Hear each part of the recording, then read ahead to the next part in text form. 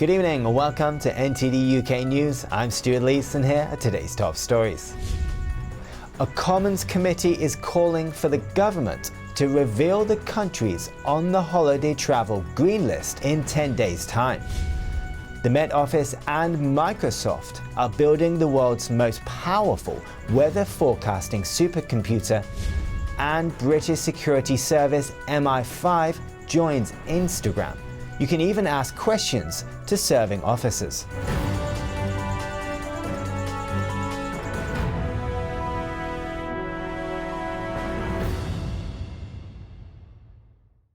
A Commons committee is calling for the government to clarify its plans to resume international travel.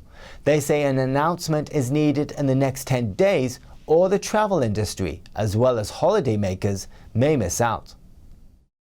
A parliamentary report calls for the government to reveal green list countries by May the 1st, or this year's summer holidays could be ruined. It says the government traffic lights system for resuming international travel is vague and costly. The roadmap for lockdown easing says non-essential travel could begin from May 17th, but it failed to provide details needed by the aviation and tourism sectors to get ready. In the report, the Commons Transport Committee states, the government must populate the traffic light framework with destination countries by the 1st of May 2021 at the latest, and announce this in a statement to Parliament. This puts a 10-day deadline on the government if the calls are to be met. The committee also wants the government to explain the criteria and mechanism by which countries will move between risk categories. The report points to some families who might not be able to afford holidays because of the additional costs of PCR tests upon return. It states the government must facilitate an affordable testing regime that supports public health and safe travel, and suggests the use of rapid lateral flow tests as one option instead.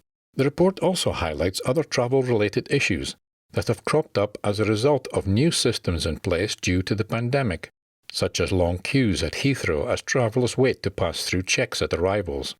It supports the use of a common digital health app for travel to speed up border processing. The committee says that they recognise the challenges generated by the pandemic, but they hope the government can balance the threats to public health against risks to the economy. The Meteorological Office has signed a multi-million-pound agreement with Microsoft to build the world's most powerful weather and climate forecasting supercomputer in UK. The Met Office and Microsoft are joining forces. They aim to build the most advanced machine of its kind, dedicated to monitoring weather and the climate. The new supercomputer will use Microsoft Azure's cloud computing services and integrate Hewlett-Packard Enterprise Cray supercomputers.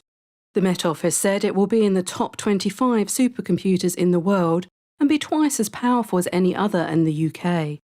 The data it generates will be used to provide more detailed weather models, improve localised forecasts and better predict severe weather.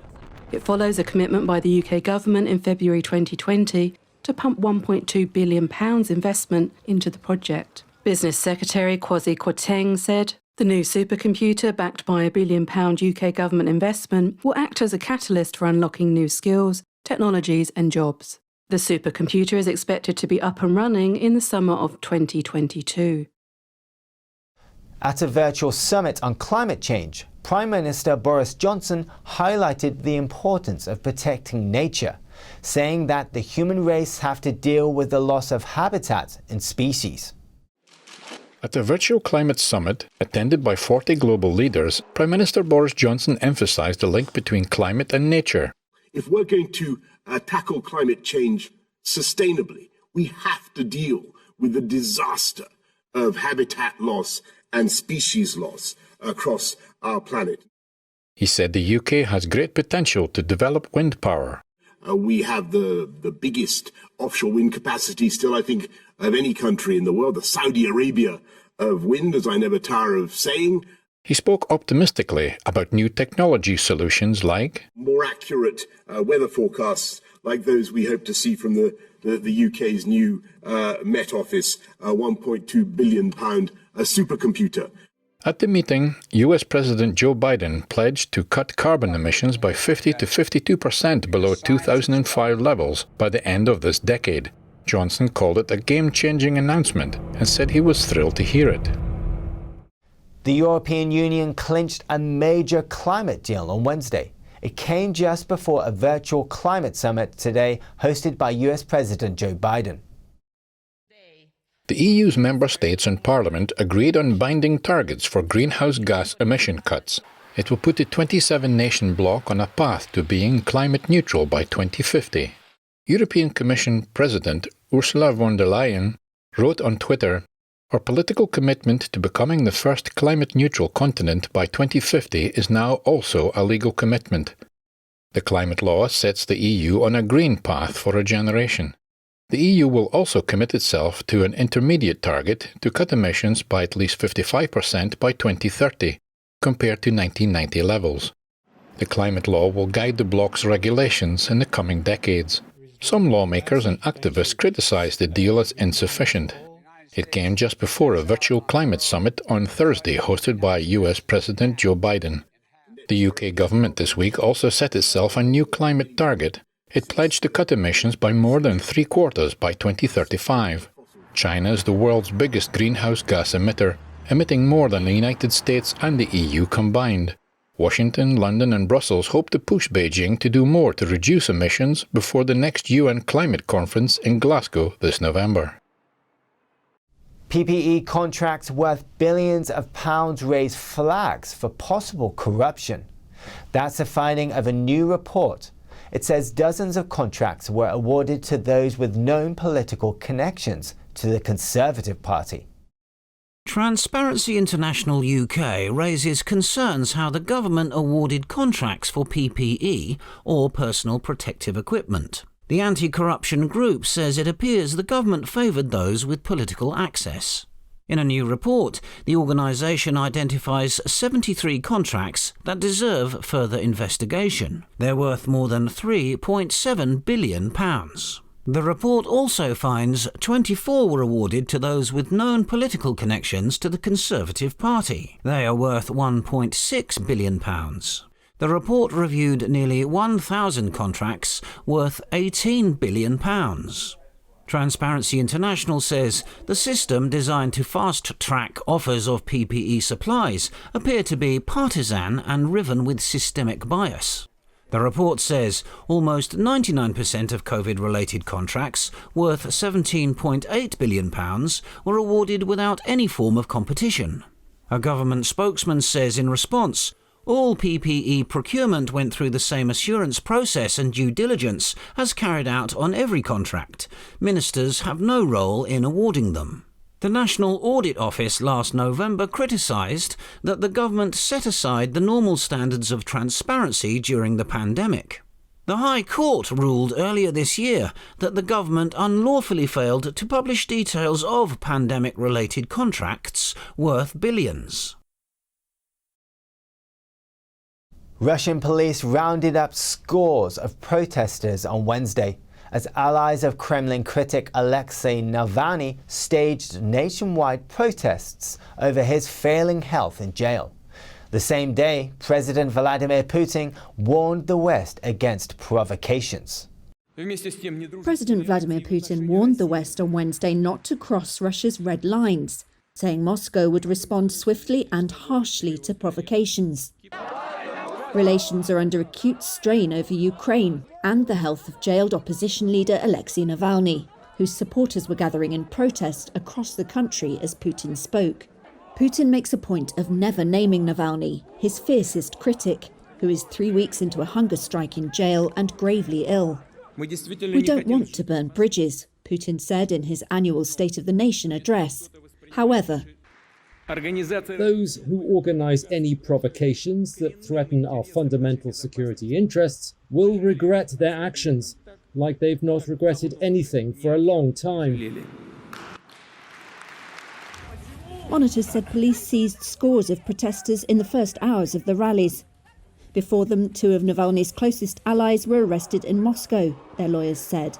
They were Lyubov Sobol, one of the faces of Navalny's popular YouTube channel, and Kira Yarmysh, his spokeswoman.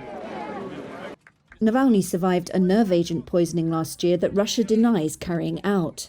He He was sentenced in February to 2.5 years for parole violations related to an embezzlement case. Navalny says the charges are politically motivated. British security service MI5 is opening an official Instagram account. It says it's to bust popular myths and reveal never-before-seen archive material. MI5 new Director General Ken McCallum wants the agency to open up and reach out in new ways, particularly in communicating with younger audiences. Instagram users can follow the agency via @MI5official and put questions to serving intelligence officers. Users will also be able to glimpse MI5 historical exhibits shared for the first time from the museum in the basement of its London headquarters. The British agency intends to use the platform for promoting MI5 career opportunities. And in other news, new data out today says that the North and Midlands are driving the jobs recovery. Barnsley shows the biggest jump in job postings in the UK compared to pre-pandemic levels. NTD's Patrick Hayden tells us more.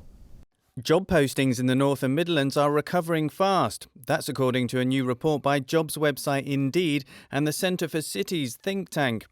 It ranks 63 UK cities and large towns comparing their job postings at the beginning of April 2021 to pre-pandemic levels. The report finds that Barnsley, Mansfield and Stoke have the biggest increase. Barnsley and Mansfield seeing a more than 20% increase and Stoke more than 17%. The biggest drops are in Aberdeen, Belfast and Crawley. Aberdeen at more than 53%, Belfast more than 39% and Crawley nearly a 39% drop. The South East, including London, is the slowest region to recover. Job postings in the capital are down 26% on pre-pandemic levels. In terms of sector, manufacturing now sees the biggest increase, and tourist towns and cities with more hospitality and restaurants are trailing at the bottom. Patrick Hayden, NTD News London. New officials' figures show that COVID-19 is no longer the leading cause of death in England and Wales. According to the Office for National Statistics, COVID-19 was the #1 cause of death from November to February. But in March, it dropped to third place, accounting for 9% of all fatalities in England and 6% in Wales. The figures also show that deaths due to COVID fell month on month by 75% from February to March. The leading cause of death last month was dementia and Alzheimer's disease in England and ischemic heart disease in Wales. Still to come, NASA is using private company SpaceX's rocket to send 4 astronauts to the International Space Station. That and more when we return.